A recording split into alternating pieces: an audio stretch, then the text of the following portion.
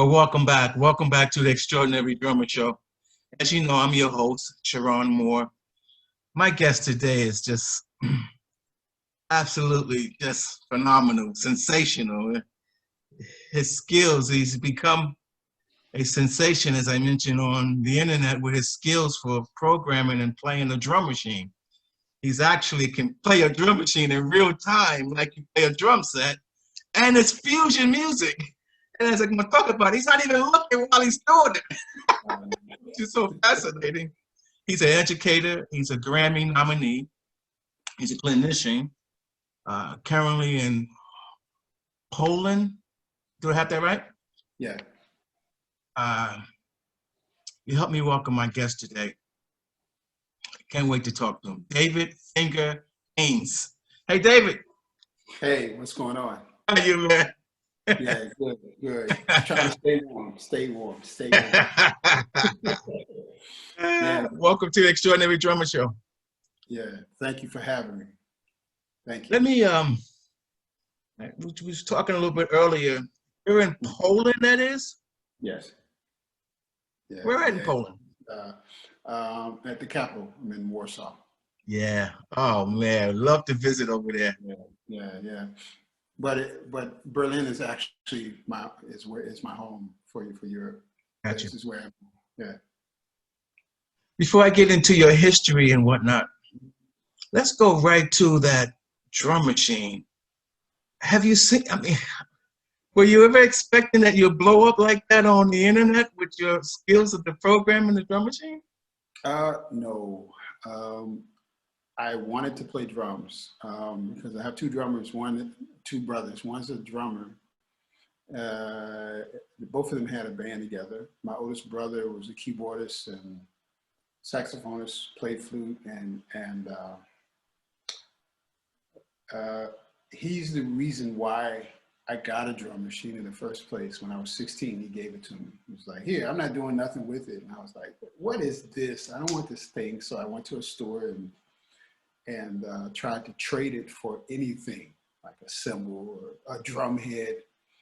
But there was another customer there that wanted the drum machine I had, which was a Yamaha RX-11. And so I traded for his Elisa's HR-16B. So I got tired of programming. You know, you start to record and you got the metronome click, click, and all of that. And I got sick and tired of that. I wanted to be able to play everything live. So that's how I started to develop all of the techniques to sound like a live drummer. That's what happened. Yeah. What is the drum machine you're playing now? What is the model of the drum machine? Well, and you know what? The technical term actually it's a MIDI controller per se, but it's also got a hard disk recorder in it. It's called the MPC Live 2, and it's even got speakers and integrated sounds, and it just does a lot of things. I mean, it's a sampler, sequencer, it's everything. Wow, thank you. Yeah. How did you? And it runs on batteries. Wow, portable. Yeah, exactly. I noticed when you're programming, you're not even looking at the buttons. No, that's because I've been playing. Actually, this is a 4x4, what we call 4x4 grid. It means you got the way the pads are aligned. It's like a brick of 4 pads, 4x4. And what I used to play for 19 years, almost 20 years, was 2 rows of 8. So I was really used to playing that way, with the pads set up that way. Do you ever teach that style of program, that speed stuff? Do you ever teach it? Oh wow! Yes, definitely. With the metronome, and actually the first lesson that I give is always about. I might be able to show something, but you won't be able to hear anything because of how it's connected, but you can at least see. And by the way, I hold the pad, you know, at an angle because it best works for my technique. I realized that over the years. The first lesson is with just using the index fingers. So how different is that from when I have sticks in the hands? You see what I mean? Mm-hmm. You know, it's not any different, except for, you know, there'll be rebound. If you're playing French grip like that, you know, if this way, you know, or if it's palms down, then you're also, you know, playing that way. But so that's very similar to playing when you have sticks in your hands, except the thing you really have to be cognizant of is that the pad, you only have what's called 127 segments of MIDI volume to play dynamically, you know, in a linear fashion. So you have to be really, you have to realize, okay, what I'm playing right now, okay, if it's between say 30 and 50, you know, to become accustomed to playing on the pad. That's what I mean, because it's very different than when you're playing with sticks, which is very physical, you know. So, but it's the same technique. It's similar, similar, I should say, you know. And so I mean, if it's flams, alternating flams, right? You know, it's the same thing, roughs, you know, rough tap, I should say, you know, double strokes. It's the same kind of stuff, but and this will be all on what will be a snare drum. Now, how I started putting the kick drum and hi-hat and all of that in different places probably was because I, you know, just looking down at the pad and thinking about where would the kick be and how the toms, the rack toms would be in between, you know, that kind of thing. Just to have it all close so that when I wanted to play certain types of drum fills, it would be easier. Just trying to make things ergonomic, basically.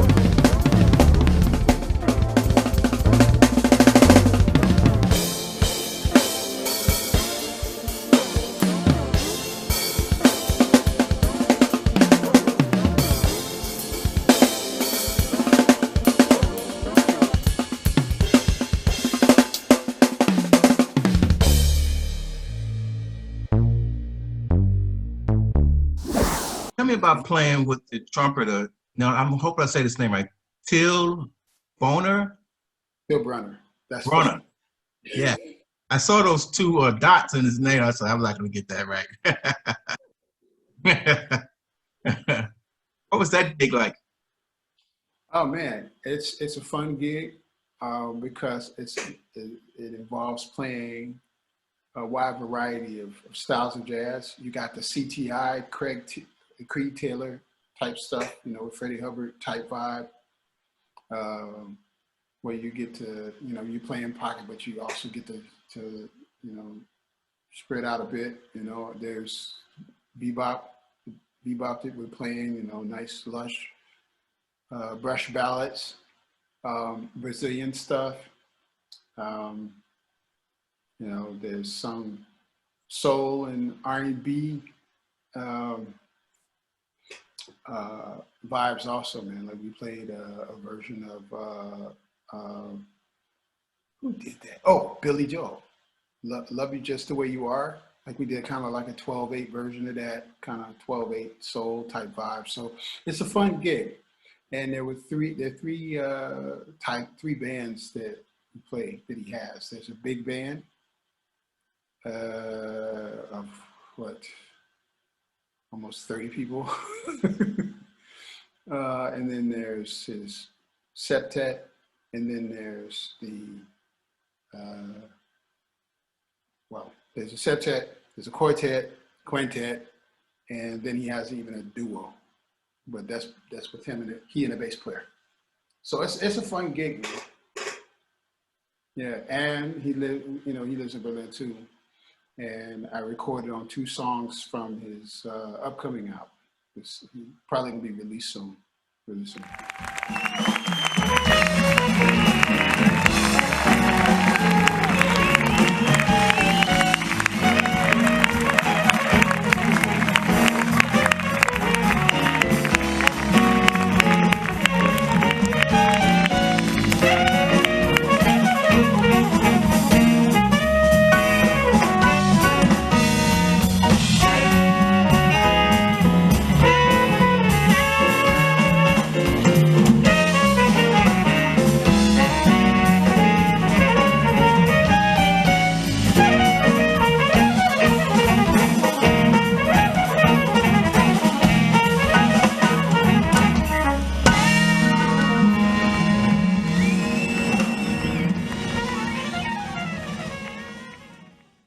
Speaking of your credits, oh, just fascinating. Chaka Khan, Rolling Stones Band, Stanley Jordan, we're going to talk about, Arrested Development, Les McCain, try to make it real. I love them. Yeah, Les yeah. McCain, Fred Wesley. I mean, just all the fun people. Randy Brecker and the Brecker Brothers. Let's talk a little bit about Chaka Khan. What's that gig like? Oh man, well first of all, Chaka is a drummer.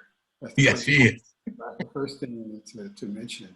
And she's a wonderful person, really down to earth. You know, I can remember being on the road with her one time, and she made sure that the places where we were staying, that she made sure that she had a kitchenette. So after the gig, she'd be like, "All right, whoever's hungry, I'm cooking." I'm cooking. So you know, you knock on the door and you know, she could be making some fried chicken or whatever, you know. So, you know, so it was and musically, oh man, it was just a pleasure to play with people like Melvin Lee Davis. Gosh, who else was there? Tarek Cooney on guitar. Mark Stevens on keys. At one point, it was Frank McComb who was playing keys. Audrey Willard, Lisa Vaughn. It was a great band. And I was the only person that was from out of the country that was in the band. So it was it was a really funny situation, an honor for me. Stanley Jordan, you was nominated for a Grammy with him, huh? Yes. Tell me about it. That was 2008. He's an amazing musician. I can remember when he started to play like the piano with one hand, and then he played the guitar, and then he'll switch. So he'll play like the melody, then he'll play the chords, then he play. I mean, he's really a phenom. I mean, amazing. So it was a lot of fun playing with him, and Charlotte Moffett was on bass, who played electric and stand-up, but he was mostly playing stand-up bass. What did it feel like when you learned you was nominated for a Grammy? I couldn't believe it. I was like, wow, really? But I wasn't able to go out there and take part. But it was okay. Just the fact that happened, it was great. And just having me to think back to the story I told you before, what happened, made me appreciate it even more. Going back over to the drum side, what endorsements are you doing? Yamaha drums, Zildjian, Big First Sticks, Aquarian heads, mics. Can you talk about that? Sure. Okay. Sennheiser and Neumann mics. There's some other things related to recording drums, but that's the drum side. You can say Focusrite also. Oh, wow. Isn't that something? Yeah. David, we do a thing on the show we call Word of Advice, where I ask the drummers and the guests if they will leave a parting word of advice for the up-and-coming drummers, and even the guys at the next level, but that are trying to get traction in this game, in this industry. Would you leave them a word of advice? Absolutely. Play because it's fun. Have fun. It needs to be fun. It needs to be the main reason why you're playing, not necessarily because you want to compete or you're thinking about somebody else. Just first of all, for the joy, what it gives you, and keep your mind open. It's a wide world, man. There's rhythms from all over the place. Wonderful music from everywhere, and